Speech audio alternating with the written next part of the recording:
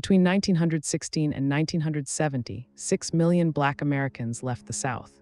What they found waiting in northern cities wasn't opportunity, it was a housing shortage that still shapes where you can afford to live today. When those first waves arrived in Detroit, Chicago, Philadelphia, they crashed into a problem no one had planned for. Northern landlords saw demand spike overnight. Suddenly, a cramped apartment that rented for $15 a month could command $25. Property owners carved single-family homes into 5, 6, sometimes 10 rental units. Basements became bedrooms, hallways became closets. But here's the thing, this wasn't just about greed. White residents in those same cities had a choice most Black migrants didn't. They left. They moved to suburbs, new neighborhoods built on the edges of cities. Banks made that escape possible. They offered mortgages to white families at rates they flatly refused to offer to Black families. This wasn't a secret. It was official policy written down in lending manuals. So why did it matter so much for housing prices? Because wealth compounds. A family that bought a suburban home in 1955 for $12,000 watched it appreciate year after year.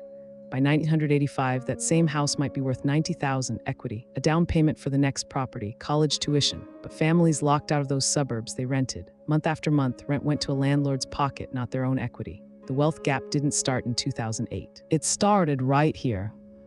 The neighborhoods where Black families were concentrated, often called redline zones because banks literally drew red lines around them on maps, became overcrowded. Landlords had no incentive to maintain properties. Why fix a leaky roof when you've got 10 families competing for the same unit? Property values stagnated, schools got less funding, infrastructure decayed, and northern cities that promised opportunity became trapped in a cycle they created. Fast forward to today, those same neighborhoods still have lower property values. Median home prices in formerly redlined areas remain 30 to 50% below comparable homes in areas that were never redlined. Families living there today weren't part of that original decision, but they inherited its consequences. They live in places where their wealth can't compound the same way. The Great Migration itself wasn't the problem. It was a rational choice, people fleeing terror and poverty for wages and dignity. The problem was the wall built to contain it. When you force millions of people into a limited geography and prevent them from accessing the wealth-building tool everyone else uses, homeownership and appreciating neighborhoods, you don't just create a housing shortage. You engineer a permanent economic disadvantage.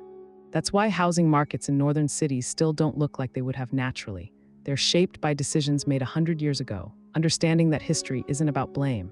It's about recognizing that today's market forces are actually yesterday's policies still doing their work.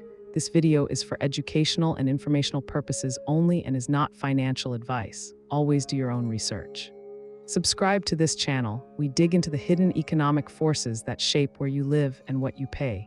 This video is for educational and informational purposes only and is not financial advice. Always do your own research.